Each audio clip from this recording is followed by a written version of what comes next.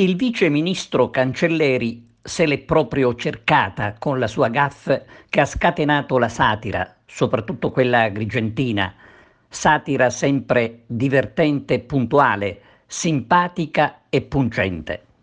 Una satira che mette a nudo situazioni che suscitano ilarità, smascherando e mascherando i politici, come nel caso del vice ministro che forse adesso avrà capito che quella nave a Bellavista è un contenitore di persone infette, un contenitore pronto ad esplodere, non una nave da crociera.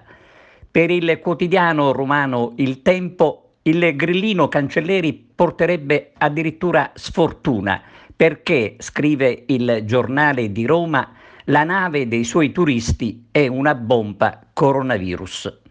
L'infelice gaffe del vice ministro è stata rilanciata finendo sulla stampa nazionale e scatenando, come dicevamo, la satira.